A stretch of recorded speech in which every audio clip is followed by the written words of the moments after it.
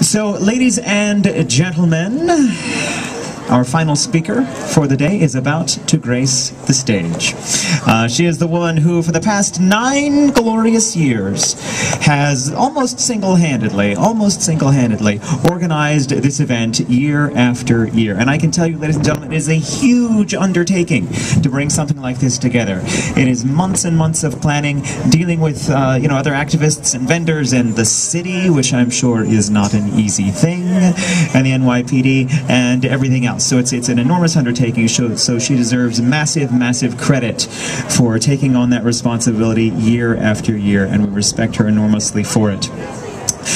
So her name is Pamela Rice, ladies and gentlemen. She is the author of the popular pamphlet, 101 Reasons Why I'm a Vegetarian, now enjoying its 25-year anniversary, long known as the Mighty Convincer.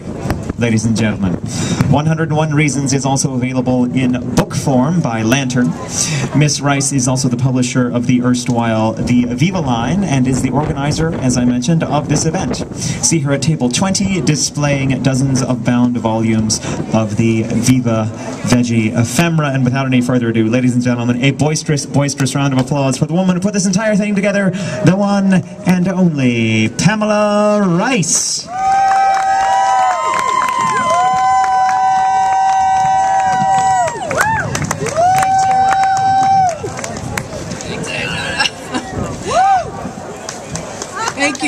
Thank you so very much. It's great to see everybody here every single year. And, I'm a little bit of an old-timer. I mean, I don't feel old, but I have a little bit of experience because I've lived a few years. And what I come from is anti-war activism. Seriously, this was like, I got this in my formative years. Thank you to my dad, who just died 45 days ago. Theodore Herbert Teisler. I want to say that I want to dedicate this entire event to his memory because he's extremely influential to me. He was a guy who was always ahead of the times. He was always smarter, it seemed smarter than everybody else. And to epitomize that was that he was against the Vietnam War essentially before it even started. And I just love saying that because that makes me so proud to have been his daughter. And that way back when, there used to be a lot of people, I mean lots of people out in the street all the time. All the time they had something called moratoriums.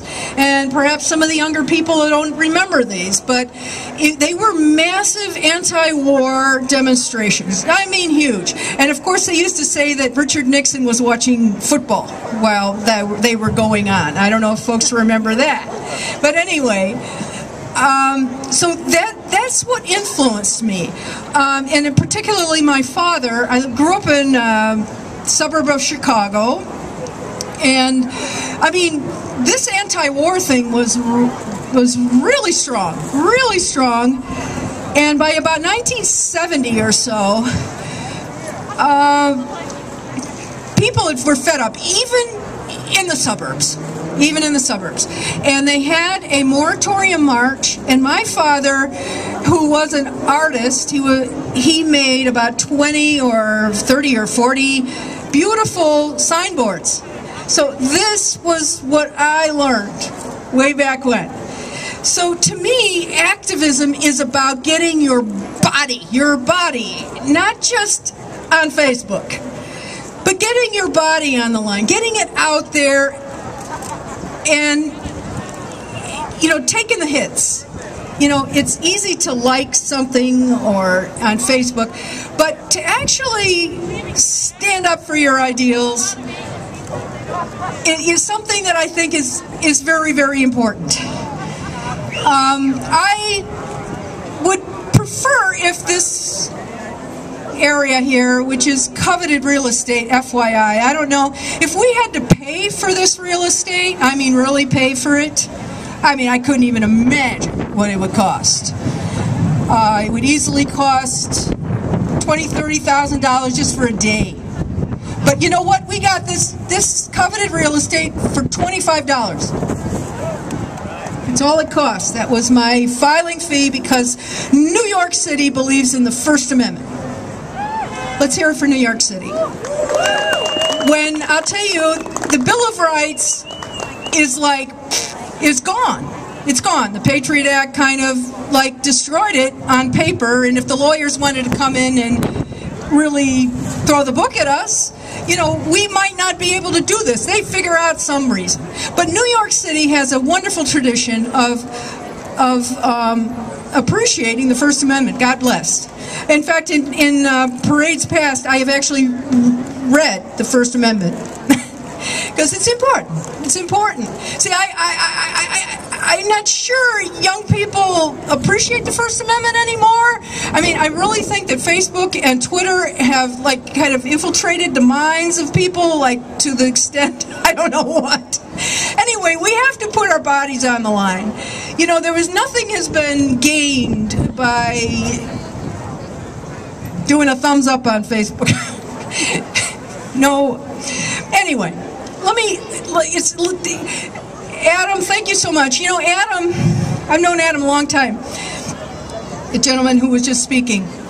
And I think that, I talked about all this activism because it leads into what I really want to say. And that is that the powers that be, do we ever think about them? Do we think about the powers that be? I mean, really, who are we up against here? Have we ever like figured it out? Now I think we have figured it out, and we figured out that we haven't got a chance against them because of all the things that Adam was talking about. You know, all these economic things where everything's rigged in their favor. And I want to mention one thing that I've had in my 101 Reasons for years, I think, or maybe some other writing. But, you know, the Democrats and Republicans never even debate the Farm Bill. Every 5 years or so, the Farm Bill comes up and there's no debate. There's absolutely no debate. There's nobody who believes this and somebody who believes that. It just goes right through. It goes from committee to being signed. There is no discussion. The things that we're talking about here are just not up for discussion.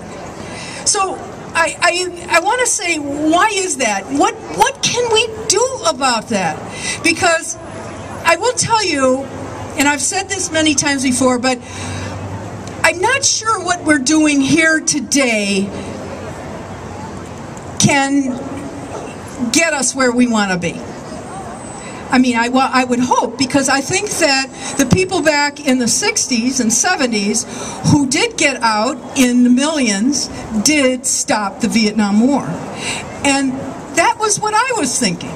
Maybe if we got out there, we could stop factory farming. But again, there's no debate about this. There's no debate out there in the mainstream whatsoever. We are so marginalized. Why is that? What can we do about it? Because I honestly don't know anymore. And I am pretty well frustrated because this is a glorious event. I love it. I love everything about it.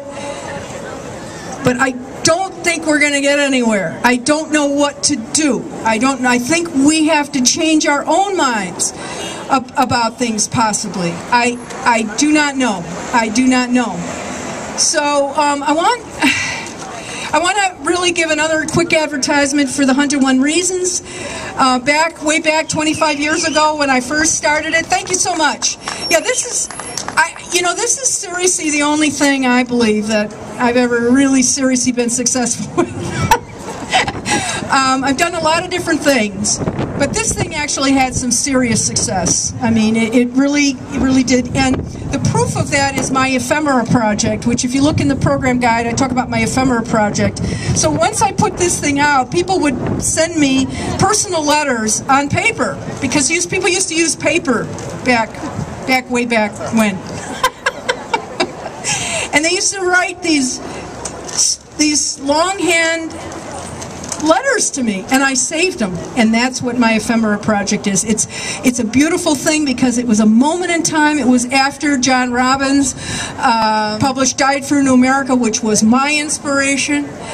And so I was kind of riding that wave, that crest, and so, but it was before internet. So if you go over there, you're going to see, if you really examine those things, and I want to donate them to the Museum of the City in New York. I think that they are a moment in time which is very instructive. It's something that people can look at in the future and gain inspiration from, if nothing else. So the 101 Reasons is the one thing that really has success, and the reason is, number one, it's free. This is published as a book, but the book was never popular. It never took off. Not like this, because people had to pay $20. If you're trying to convince a meat eater, and by the way, I see meat eaters walking through here all day long, and I also wonder, where is our mindset that doesn't want to engage them? We have this real estate that's got to be worth $20,000 today. I mean, and I'm not sure we appreciate that.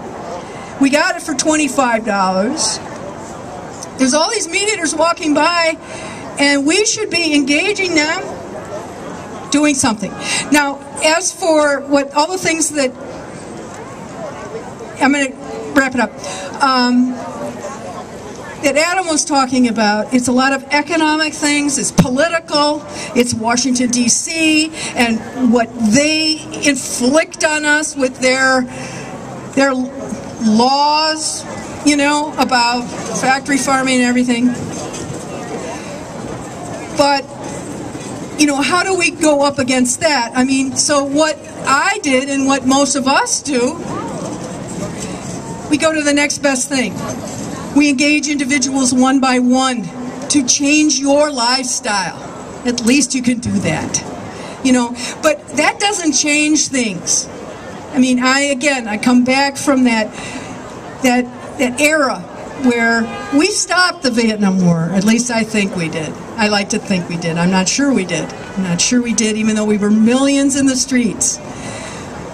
I mean, people can change things. We want to change things. Read my 101 Reasons. If you want to know about the horrors of this industry, do you want to know about the horrors of this industry? Economic,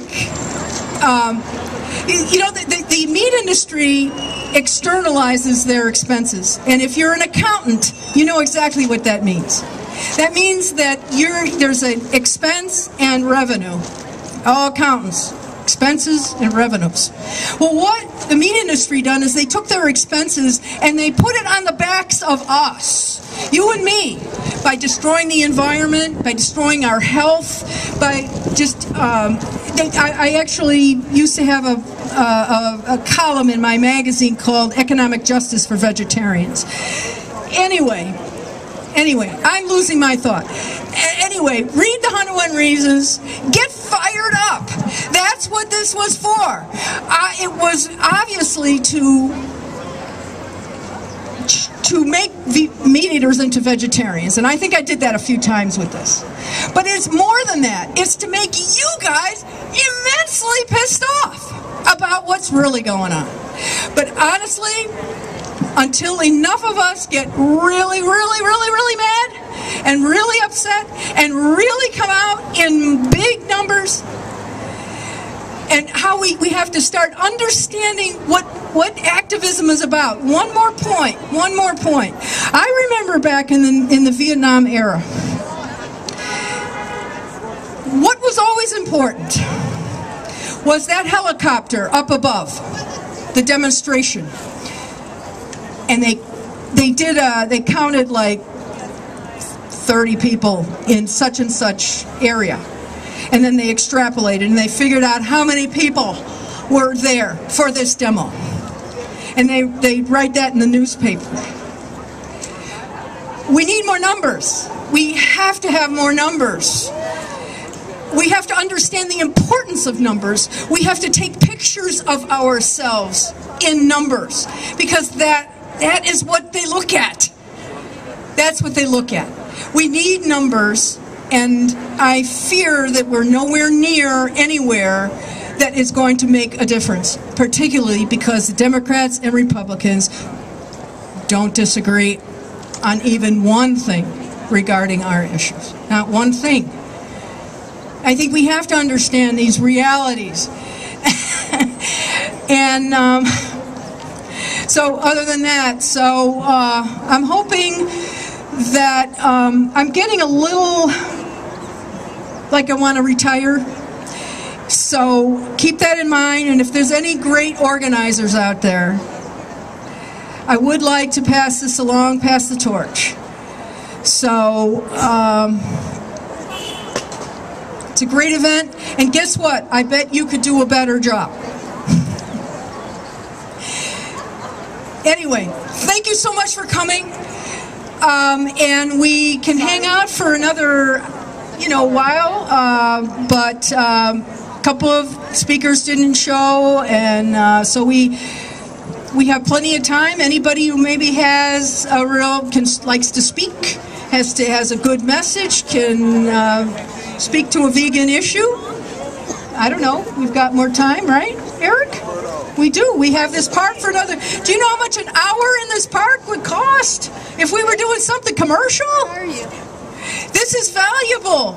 This is valuable, and I think we're taking it a little bit too for granted.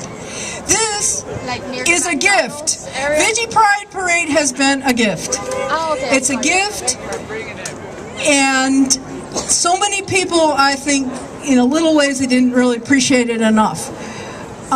Because it was ecumenical, if you understand. It was very ecumenical. All the groups were invited, and a lot of them choose not to come. So there's a reason for that. I don't really understand. So help me out if you got any kind of idea about that. I mean, we also had the weather situation, and I want to reiterate just one thing more. What I said in the beginning of the day, way back at like 12:45 earlier today, was that we are outdoors because we are those people, the meat eaters walking through the park. They see that we have culture. We're doing something here. We're vegans, and people stand back. Whoa, those vegans! What are they doing over there? And so they see the program guide. They see that they have something that maybe they could be interested in. But if we were in some indoor venue, no one would see us. Okay, now that's a good thing. Unfortunately, the bad part of that is that we've got weather problems. The weather can do anything. It can do anything in May. It can do anything in March. So people also have to understand the importance of being outside. But people, they claim, they even blame me for the weather. And that's like like a sword in my heart. I brought, so anyway, let's talk about this. I guess we got to do it on Facebook and Twitter. So anyway, thank you so much, everybody. God bless. All right? Read the 101 Reasons. See my ephemera project. Thank you, David.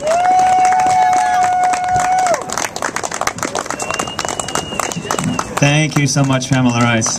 What an invaluable effort she has made here.